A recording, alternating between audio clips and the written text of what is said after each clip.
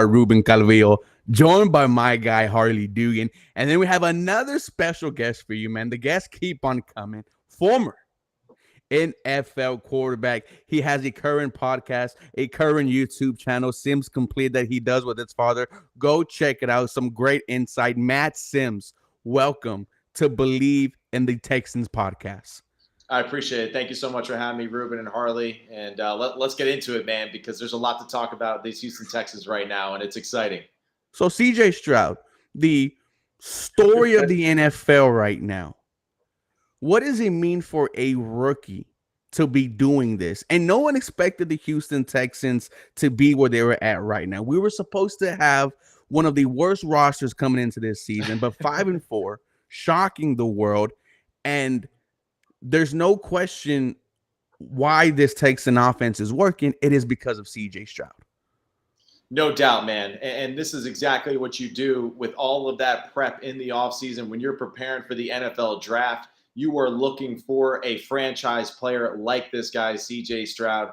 And the fact that he's doing it so soon and making so many football plays look so easy and so routine, like he's been an 8-year vet right now, is just absolutely ridiculous. It's really it's been so enjoyable to watch as a former quarterback and a guy that really enjoys offensive skill players and just what the offense can do schematically and the execution of it. This dude's putting together some like real coaching clinic kind of stuff right now as a rookie. And I even said to my father on our podcast the other day, Sims Complete, I was kind of like, man, unfortunately for him, he's setting the bar so high as a rookie. I don't really know how he can match this his sophomore season. But until then, we got to enjoy the show while we can, because this is special and this dude's playing lights out. Mm. He's absolutely special, man. It is so much fun to watch as a Texans fan. We haven't had a star quarterback like this ever in our history. We almost had one. Almost. and then some stuff happened. And, we don't like to get into it. We like to get into CJ Stroud. You played formerly you were on the Atlanta Falcons at one point.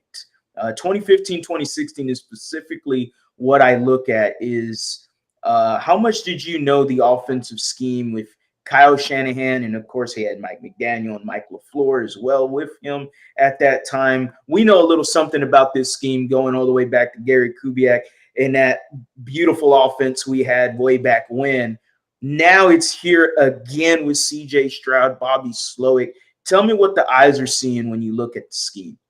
Yeah, and that's what I really enjoy too, because I feel like I can kind of put myself in his shoes as far as what he's seeing, the offense that he's going through. You're right. The design of the offense is very similar to a Kyle Shanahan-like coaching tree, so to speak. So you can see a lot of the similarities that made Kyle Shanahan what he is today. Right now, what I see is CJ kind of tapping into the old school Kyle Shanahan offense when he was running things with Matt Schaub back in the day.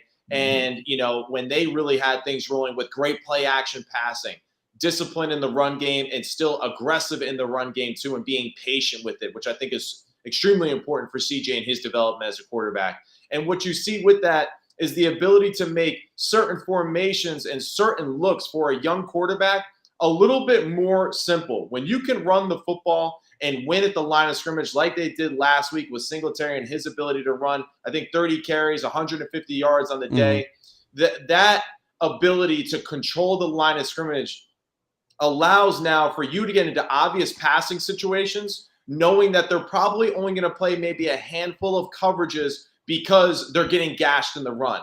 And that's what I think Bobby Slowick has done a great job of doing. He is really mixing up the play calling from the screen game to the drop back passing game to the run game to the play action stuff. And that's what's been so impressive too, is that CJ Stroud seems to have just total command of this offense in just his first year. And it's really been super impressive. And it goes to the credit of, his experience in college at Ohio State, all the experience that he got playing there, and really just his time on task with studying.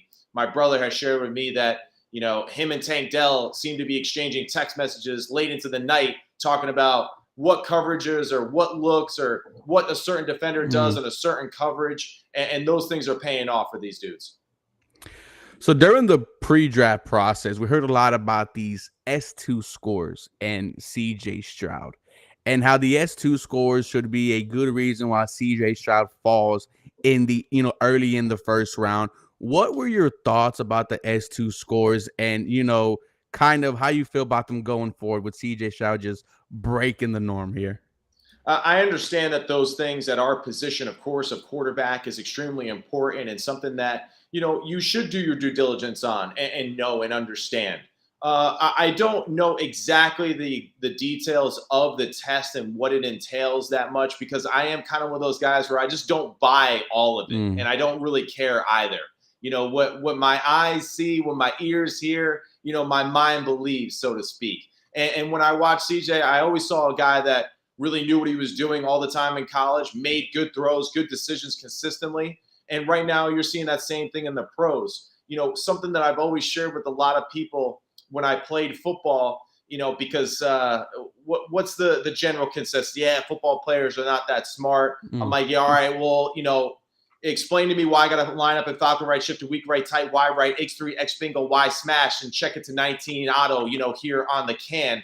And it's just like, if you could understand that language, that's a whole nother language in itself. That is my second language, so to speak, other than English. So football is extremely tactical, and what he's done is extremely important. And the other aspect, too, is just there's physical IQ and there's mental IQ. And football is a beautiful blend of both of those things together.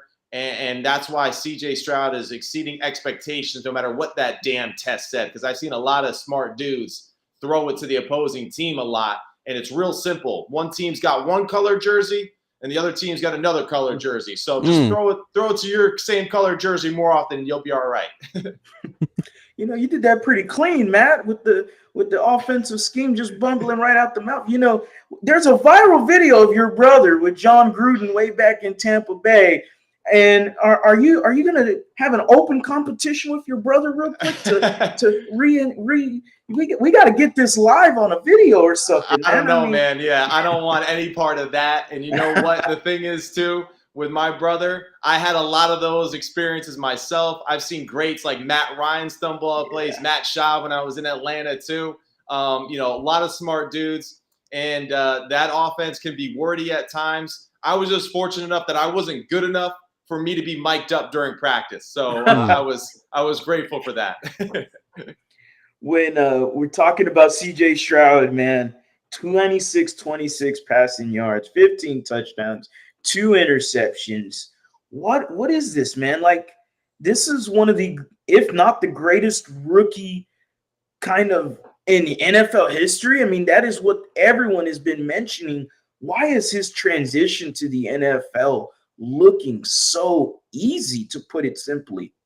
Yeah, I mean, I think environment is a big part of it, and you can't take away either from what this young man has done throughout his career and his experience that he's gathered playing in the Big Ten football and being the premier focal point of that offense at Ohio State. I think really, obviously demands of any young individual. And for him to be able to go through those rings of fire and come out on the other end, I think a tried and true experienced quarterback that is totally confident in himself and his abilities, but then also too for the coaching staff to create an environment that allows them to understand what that young man does well, to push him to be a better version of himself and to put him into situations where he can be successful consistently. And that's what great coaching does. There's a lot of great coaches out there that know a lot of stuff about football, but the truly special ones are the ones that identify what a young man does extremely well and then tries to create every scenario possible to replicate that success consistently. And that's exactly what they've done in Houston. And DeMeco Ryans, to me, what he's done with this organization in just a year, complete 180, so a ton of credit goes to that man. Coach of the year for him as well, got to be in the picture. MVP picture for CJ Stroud. And don't even worry about the rookie of the year. Just give that to Tank Dell because that dude's been balling too. So those MVP conversations legit? I think so. And not to toot our own horn too much here, but my father and Toot I it. on Sims Complete, yeah, that's right. I'm gonna toot that damn thing. Is 2 weeks ago I was just saying like, hey, why not? If anything, CJ has proven that he is right now probably playing a top 5, top 3 at the position in the entire NFL. I don't really care what the record says. This is a team that we didn't expect much of. And the fact that they're as competitive as they are is a reflection of that coaching staff, of that individual, and how he's played. So we can't deny it. This is definitely a year, though, that I think it's a possibility that the MVP goes to another position other than quarterback. And that's something, too, that my father and I discussed. It might be time to separate the two because it's just turned into a QB happy award lately. But CJ Stroud has to be in that conversation right now. There's plenty of national media chatter around the MVP conversation. I go to one of them was the Get Up show. Just maybe 2 mornings ago, Dan Orlovsky was saying something similar to you, that he should be in the MVP conversation, should be a candidate. Teddy Bruschi, former NFL linebacker for the Patriots, absolutely disagreed vehemently, if I might add, and credited to say that A.J. Brown and Tyreek Hill and what they are doing, but really it was they're on a 7-2 team. They're on winning teams compared to a 5-4 Texans team with CJ Stroud, regardless of them beating the Bengals, regardless of them being only 1 game back from the division lead. Right. What is going to change the narrative? Because it upset me seeing that. Because as Texans fans, I go all the way back to 2014. And my guy, J.J. Watt, got robbed. All right, he got robbed. I don't care what they say. I know Aaron Rodgers had a great year, but J.J. was doing things that no defensive player in NFL history was doing. It was an uncanny ability that we've ever seen, and he did not win MVP. So if C.J. Stroud loses MVP to a wide receiver, I mean, I no disrespect to the positions, but I've been told you got to win games, and it's a quarterback happy award. If we're winning games and we got the quarterback, I mean, what else do we got to do, man? Yeah, no doubt. And in defense too of CJ in this situation, and really any quarterback that is close to participating in a Super Bowl, winning a Super Bowl, all that kind of stuff, I don't want any narrative to be, well, like, he'll do it again. He'll be involved again. That's never guaranteed. You never know that. So we have to take every season and every week, for exactly what it is, and can't say, they'll be back next year. I mean, that's what we were saying about the Bills the past 5 years about going to the Super Bowl. Each year it gets less and less likely. Teddy Bruschi, excuse me, I think he's coming more so from that old school, mentality, that he's a rookie. And as a rookie, hey, you can win Rookie of the Year, you can win Offensive Rookie of the Year, all that kind of stuff. But to be the MVP, maybe a little too much too soon. And I understand that, but it is the most important position on the football field. It is the face of your franchise. And the fact that the Houston Texans, who were picked, like you said earlier, Ruben, as one of those teams that probably was going to finish close to dead last in the league, for them to be as relevant to go into Cincinnati and beat Joe Burrow at Joe Burrow's own game, the throws that he made in that game too, they were MVP-like moments in that one. The 2 game-winning drives, I mean, hey, versus Tampa Bay, those 2 throws that he made, the one down the sideline to the left there in between the 2 defenders, maybe 2 or 3 other QBs in the NFL can make that throw or would even actually be willing to attempt the throw. I'll say that, because there's some vets out there that wouldn't throw it because they might be worried about the stats, and so to speak. So, the fact that he's playing fearless football right now, he has to be commended for what he's done right now. And if he's one of the top QBs in the league, automatically he's got to be considered for the MVP because, like you said, it is a QB-heavy award. But guys like Myles Garrett are going to make it extremely difficult. He's a guy, like you're talking about with JJ, absolutely should be in the conversation. I totally agree with A.J. Brown and Tyreek Hill. Those dudes are absolutely the heart and soul of their football teams in so many aspects. And, it's going to be a really fun race for sure. And we shouldn't judge CJ off the fact that he's just a rookie. This dude's playing playing veteran-like football, and he's the epitome of what the NFL is all about right now, is that you just never know. We're talking about the MVP. Mr. Matt brings up the game-winning drive last week against the Tampa Bay Buccaneers, a game-winning drive this Sunday against the Cincinnati Bengals. We had former Ohio State Buckeye Chimdi Chekwa, played in the NFL, Oakland Raider, and we asked him, who do you compare C.J. Stroud to? And he brings up Tom Brady. And that's kind of crazy because this is the GOAT of football. And I have to ask you, Matt Sims, right? Who do you have a fair comparison for CJ Stroud? Yeah, I'm not a huge fan of the comps and all that kind of stuff, because I feel like we do kind of fall into stereotypes occasionally with comps, and it's disrespectful sometimes, I think, to the players and who they are as individuals and what it takes to be great in this sport. But to play the game, Ruben, just to play the game, all right, I'll say, well, actually, I'll take a little line from my pops today. So I was talking to my pops, and he was just like, he's Joe Burrow 2.0 right now in the NFL. Came onto the scene, and you could already tell that he was like a dude, and here's CJ Stroud doing that same thing in a faster time frame. Tom Brady was doing those type of things, no doubt, the game-winning drive and all that kind of stuff. But to drop back and throw it 25, 30 times a game, the way that he's doing it right now, Tom Brady wasn't doing that kind of stuff till he was like in his year 6 or 7 in the league, because that team was more designed to run the football and be physical and all that kind of stuff. So the fact that, this dude is doing these type of things so soon, CJ's one of one, and we got to appreciate him for that. And that's what's so great about the quarterback position too, is because there's so many different ways to do it. There's so many different mentalities that play the game, different styles, and it's a beautiful thing to watch. So we really got to enjoy it while we got it. What do you think about the conversation of it's only 9 weeks into the football season for CJ Stroud?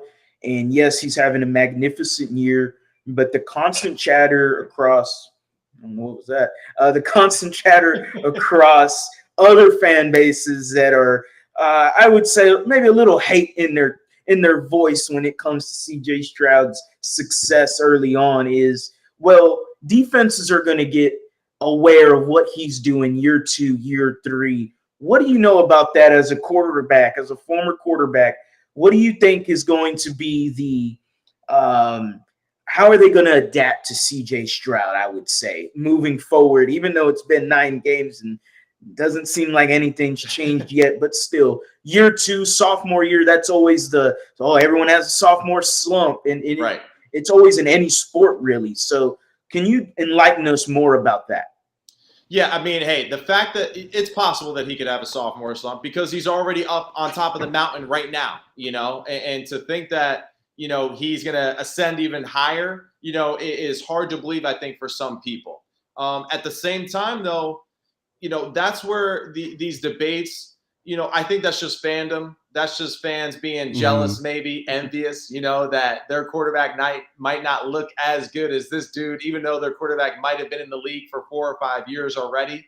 And that's why we have to throw out the he's a rookie type of, scenario or label right now with the MVP thing, because it doesn't really matter. Who cares about next year and 2 years after? Right now is what's most important in the NFL. Right now is what's most important for everything in life, right? To be in the moment. And in this moment right now, CJ Stroud is arguably a top 3 quarterback in the NFL. And some could really argue, and myself included, as him maybe being the best quarterback in the NFL at this very moment. Now, to do that consistently, man, I look forward to it. I can't wait to watch it.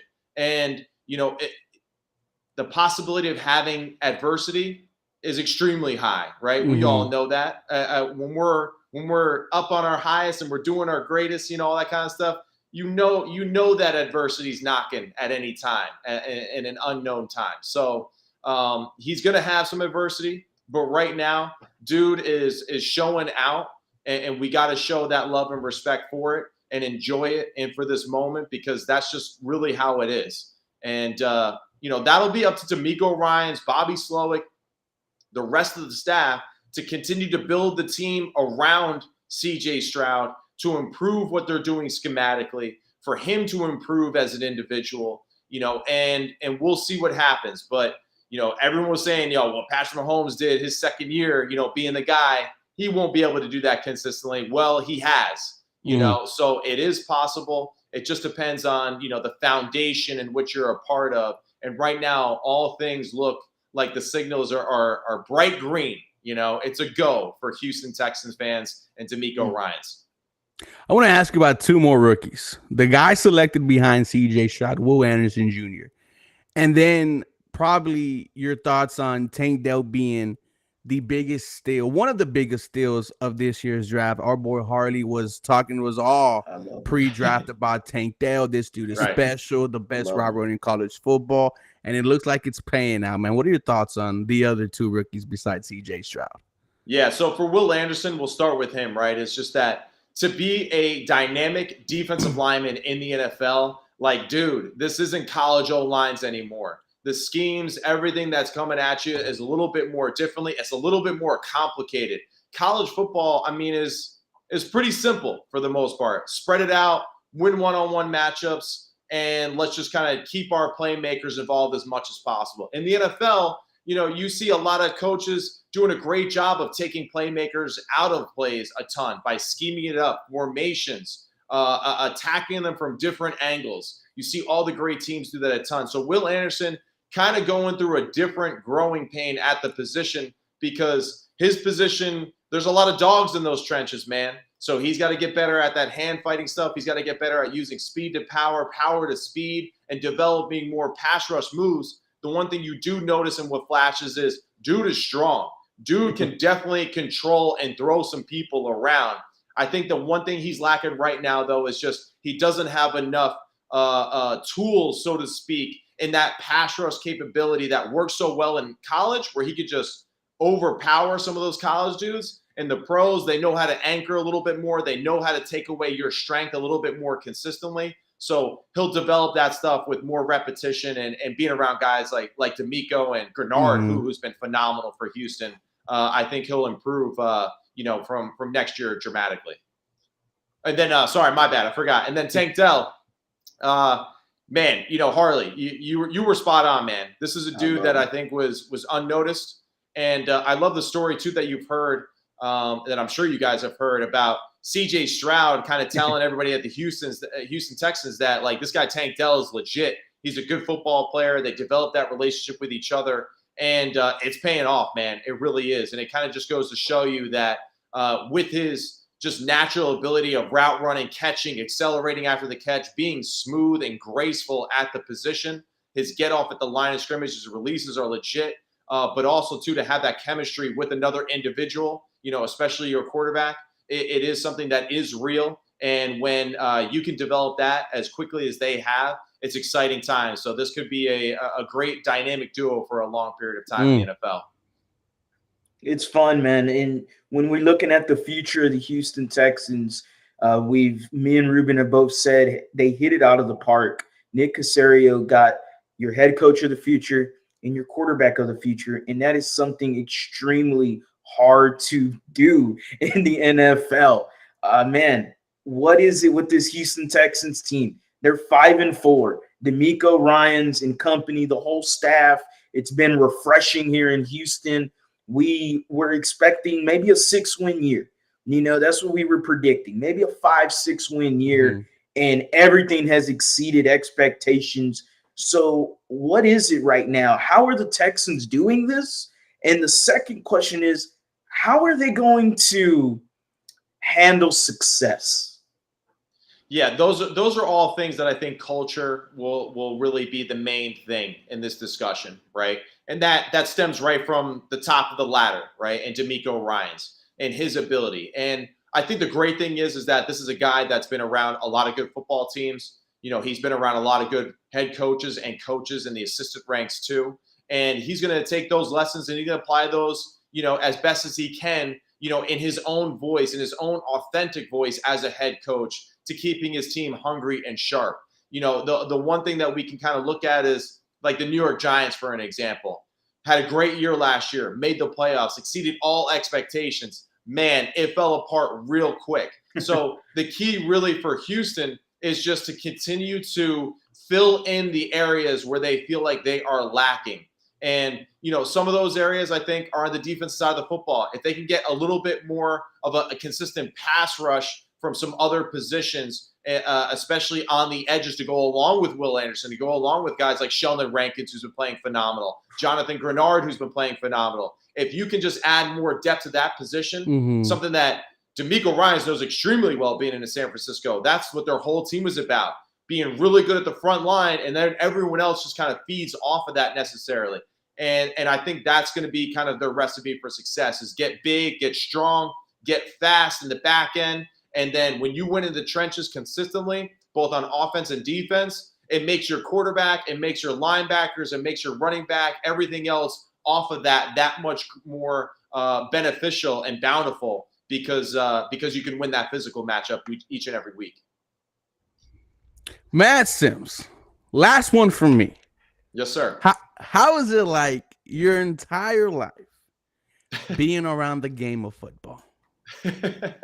I've been just been blessed with my life to be able to be around this game, to meet all the different peoples from different races and backgrounds and cultures. It's been truly a blessing to grow up in New Jersey, to go to a prolific high school that had kids from all over, to play in junior college in California, and to play with kids out from California, to play with, the Polynesian culture and to understand that, to play with kids that are growing up off Crenshaw Boulevard, in LA, then to have teammates, at Tennessee and Louisville, where I went to the other colleges I went to. I went everywhere in college, but to play with kids that grew up in Florida, grew up, in Texas, all these different areas of the country. It's just football is just the greatest melting pot in the world. And to be a part of that and to sacrifice my individual time and effort, to accomplish a greater goal with other individuals from totally different areas of the country is truly special, and something that is, as you can see from me right now, hard to encapsulate. But the brotherhood of football is a powerful thing, and I think that's why you see so many football players just sacrificing everything for it because of that power that it has. And just truly blessed to have my father and my brother who did it at a high level too, to idolize them, and had fun kind of carving my own path as best as I could too.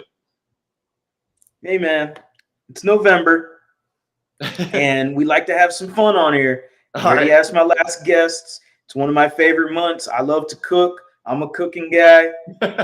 What's your favorite dish on Thanksgiving, man? What's the favorite dish? The favorite dish on Thanksgiving. I mean, I'm going to go like classic style. I got to have, the home cooked turkey, some mashed potatoes, really sweet potatoes, probably. I enjoy both versions of potatoes, but sweet potatoes for sure.